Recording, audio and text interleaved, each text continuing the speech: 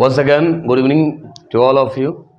Last time में आपको assertive sentence, interrogative sentence के पार्ट्स बताया गया था।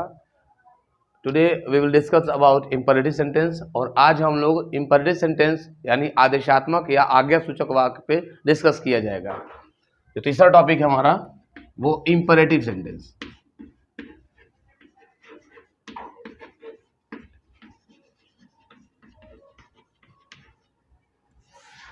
इंपरेटिव सेंटेंस क्या है इसके बारे में थोड़ा डिस्कस करेंगे। आज्ञा सूचक वाक्य यानी ऐसा सेंटेंस जिसमें क्या किया जाए, आज्ञा दिया जाए या आज्ञा लिया जाए। और हम ये जो शब्द होते हैं जो सेंटेंस का इस्तेमाल करते हैं, ये प्रोबेबली हम लोग अपने दैनिक जीवन में यानी यूजुअल लाइफ में रेगुलर हम इसका इस्तेमाल करते हैं। लेकिन पहले ये समझना होगा कि क्या होता है इंपरेटिव सेंटेंस, कैसे इसका क्रिएशन होता है, कैसे इसका निर्माण होता है, और किस प्रकार से इसका हम लोग अपने लाइफ में और अपने दैनिक पूरे यूज में किस तरह से इसको यूटिलाइज किया जाता है, कैसे प्रयोग करते हैं हम लोग। तो कहने का मतलब यह है कि जो इंपरेटिव सेंटेंस होता है ये 3 स्टेप में काम करता है, 3 से ज़्यादा भी। तो पहला जो स्टेप होगा समझेंगे, एक तो ये कि ये जो पहला स्टेप होगा वो ऑर्डर के रूप में होगा। दूसरा जो होता है वो आपका एडवाइस के रूप में काम करता है, और जो तीसरा स्टेप होगा वो आपका रिक्वेस्ट के रूप में काम करेगा, REQUEST।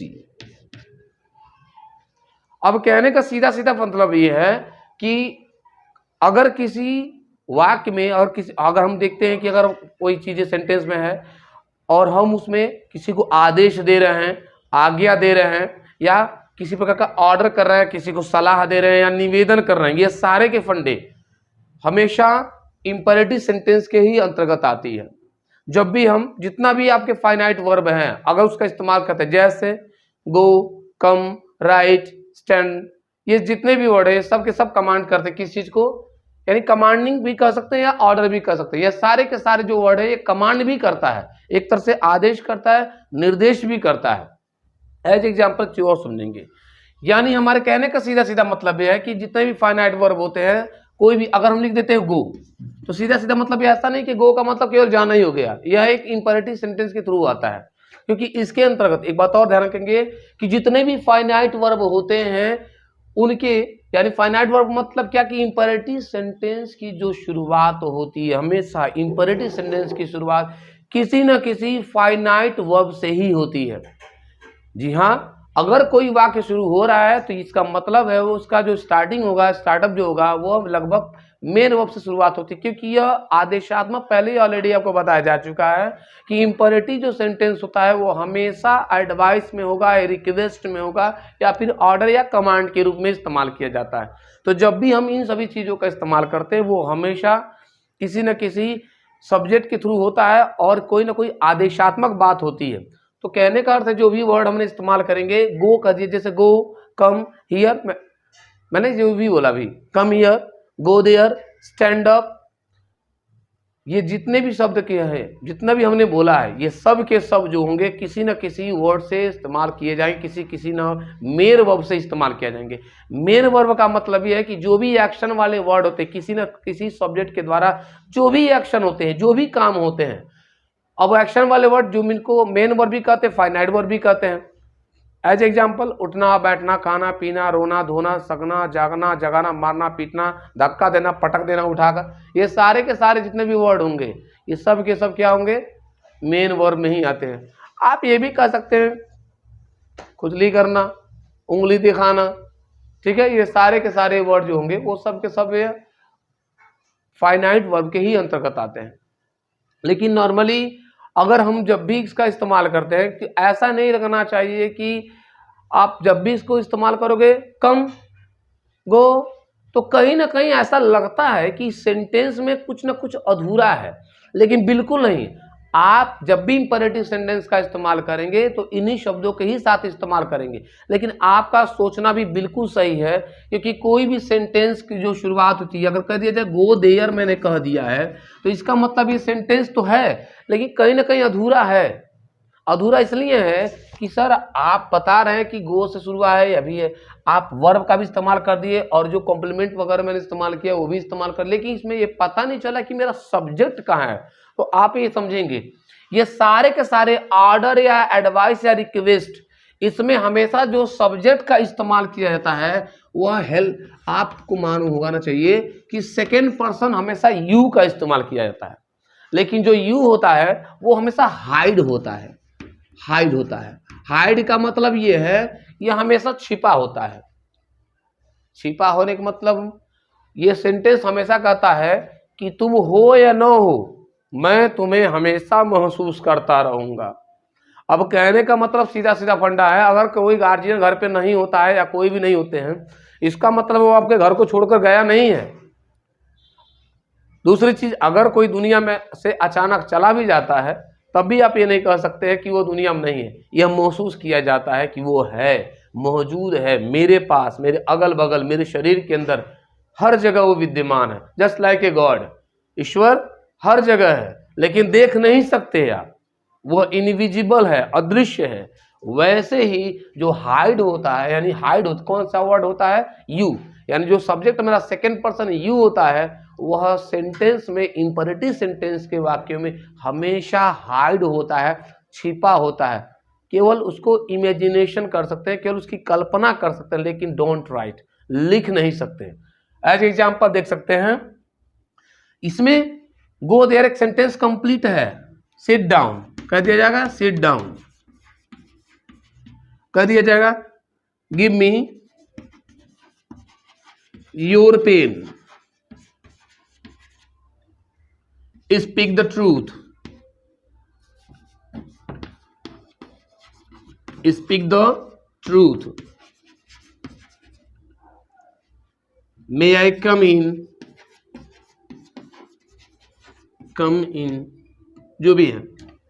आपके सामने कई एग्जाम्पल्स मैंने दिया है, go there, sit down, give me your pen, speak the truth, may I come in. ये भी एक प्रकार का क्या है, ये आपका रिक्वेस्ट वाली बात है। जहाँ पे जब रिक्वेस्ट वाली बात आती है तो हम लोग रिक्वेस्ट करते हैं कि अगर अपने से बड़े के सामने अगर हमको कहीं जाना होता है तो उसके हम रिक्वेस्ट करते हैं, इसलिए मे का इस्तेमाल किया जाता है। दूसरी चीज, गो देयर दिया है, आप ये सारे सेंटेंस को ध्यान से समझिए, सब के सब मेन वर्ब से ही स्टार्ट हुआ है। इनका जितना भी शुरुआत हुआ है, में गो है, सिट है, गिव है, स्पीक है, और ये पूरे अपने आप में एक प्रकार से पूरे कंप्लीट सेंटेंस हैं। लेकिन कहीं ना कहीं जो इसका यूज सब्जेक्ट है वो हमेशा इसमें हाइड होता है। हाइड इसलिए होता है क्योंकि इंपरेटिव सेंटेंस की सबसे बड़ी विशेषता होती है कि सेंटेंस में जो सब्जेक्ट यू होता है वो हमेशा छिपा होता है। यानी मेरा जो, और यू क्या है, एक सेकेंड पर्सन है। सेकेंड पर्सन का मतलब क्या, तीन टाइप के पर्सन होते हैं, फर्स्ट पर्सन, सेकेंड पर्सन और थर्ड पर्सन। ये प्रोनाउन के अंतर्गत आते हैं, पर्सनल प्रोनाउन के अंतर्गत आते हैं, फर्स्ट पर्सन, सेकेंड पर्सन और थर्ड पर्सन। तो सेकेंड पर्सन का जो यू होता है वह इंपेरेटिव सेंटेंस का सब्जेक्ट होता है जो हमेशा हाइड होता है। हम उसे लिख नहीं सकते, केवल उसको महसूस कर सकते हैं। दूसरी चीज ये देख सकते हैं, गो देयर कहा जा रहा है, और कभी कभी एक तरह से मैं इस पर आपको फोकस करना चाहूँगा। मैं देखता हूँ कभी कभी क्या, अक्सर आप मूवियों में देखते होंगे, फिल्म का जो गुंडा टाइप का हीरो होता होगा, आई मीन गुंडा हीरो नहीं, जो विलेन होता है, अक्सर वो डेस्क के बीच में बैठेगा या लास्ट में बैठता है। और पर्टिकुलर जब टीचर्स में पढ़ाने का काम करता है तो बीच बीच में वो चौक लेकर किसी को डिस्टर्ब करता है या मारता रहता है। और ये भी पूरी डायलॉग है कि वो किसी न किसी बड़े उद्योगपति का लड़का होता है, इसलिए हमेशा टीचर को, प्रिंसिपल को हमेशा वो स्कूल करता रहता है, उसको धमकी देता रहता है कि सर अगर आप उनको इस तरह करेंगे तो मैं आपको स्कूल बंद करवा दूंगा। इस टाइप की चीज़ें होती हैं। अक्सर क्या होता है, तो उन फिल्मों में जब भी कोई विलेन कुछ बोलता है या डिस्टर्बेंस करता है, क्लास को, रूटीन को डिस्टर्ब करता है, तो जो टीचर होता है, टीचर तो बेचारा बहुत नॉर्मल होता है, हिंदी का टीचर है, हिंदी पढ़ा रहा है, कोई भी टीचर जब पढ़ा रहा था उसको डिस्टर्ब जब करता है तो टीचर आराम से, जो ऐसे वो लड़का डिस्टर्ब करता तो बोलता है कि क्या कर रहे हो। तो लड़का जो विलेन टाइप का होता है वो कहता है, दोनों तरफ देखेगा, कहेगा मी, तो वहां पे टीचर क्या कहता है, यस यू। तो कहने का मतलब क्या है कि स्टैंड अप बोला या गो आउट, उस आदमी को कह दिया या उस लड़के को कह दिया stand up and go out, तो वो लड़का अगल बगल देखता, कहता यस मी, मुझे बोले हैं, तो कहता हाँ, अरे यू मैं तुमको कह रहा हूँ जस्ट गो आउट। वहां पर फोर्स करके बताना पड़ता, हाँ यू तुमको कह रहा हूं। लेकिन जब भी उसने शुरुआत में बोला, ये नहीं कहा कि यू गो आउट, नो, उसने सीधे यही बोला कि गो आउट, बाहर चले जाओ। लेकिन जब उसको फोर्स करना पड़ता तब जाकर कहीं वो यू का इस्तेमाल करता। तो मेरे कहने का सीधा सीधा मतलब ये है कि इंपेरेटिव सेंटेंस में जो हमेशा यू होता है वह सेंटेंस के पहले होता है, लेकिन वह हाइड होता है, छिपा होता है। दूसरी चीज सिट डाउन बोल दिया गया, गिव मी योर पेन। और एक चीज और है, एडवाइस ऑर्डर में हमेशा जो ऑर्डर होता है, लेकिन एडवाइस में ऑलवेज, कभी कभी हम ऑलवेज भी लिख सकते हैं सेंटेंस को क्लियर करने के लिए। जैसे क्या दिया जाए, यहाँ पे स्पीक द ट्रूथ लिखा है, मैंने आप लिख दिया क्या, always. Always speak the truth, हमेशा कैसे बोलो, सही बोलो। तो कहने का मतलब है कि इंपेरेटिव जो सेंटेंस है वो 3 स्टेप में काम करता है, ऑर्डर में, एडवाइस में और रिक्वेस्ट में। अगर इन तीनों चीजों का कहीं ना कहीं जिक्र हो रहा है, डिस्कस किया जा रहा है, तो ये पक्का समझ लीजिए कि यह इंपेरेटिव सेंटेंस का ही वाक्य है। दूसरी चीज आपके सामने ये कि आप समझेंगे कैसे कि यह इंपेरेटिव सेंटेंस ही है। सबसे अच्छा तरीका है कि जो स्टार्टअप हमारा होगा, जो शुरुआत होगी, वाक्य में जो मेन वर्ब होता है, सेंटेंस की शुरुआत हमेशा उसी से ही होगी। अगर सेंटेंस की शुरुआत मेन वर्ब से हो रही है तो ये समझिए। और दूसरी चीज, मेन वर्ब से स्टार्टिंग होने के साथ साथ उन सेंटेंसों में कहीं ना कहीं ऑर्डर का, एडवाइस का या रिक्वेस्ट का अगर कहीं भी आपको दिखाई दे रहा है कि इन चीजों में से कहीं भी इस चीज का जिक्र किया गया है, तो पक्का definitely we have to understand there is a imperative sentence. I hope everyone will be cleared. सभी लोग सही होंगे, समझ गए होंगे। और भी आपको अगर लगता है कि इसमें कहीं ना कोई प्रॉब्लम है या कोई दिक्कत हो रही है, समझने में कोई प्रॉब्लम हो रही है, या कोई ऐसा टॉपिक जो आपको डिस्टर्ब कर रहा है, तो आप कमेंट में जरूर लिख के बताएंगे या डिस्क्रिप्शन में। और भी इसके पहले जो पढ़ाया जा चुका है उसका सब लिंक आपके सामने है। इससे रिलेटेड चीज़ें और भी हैं जो आपको नेक्स्ट क्लास में बताया जाएगा।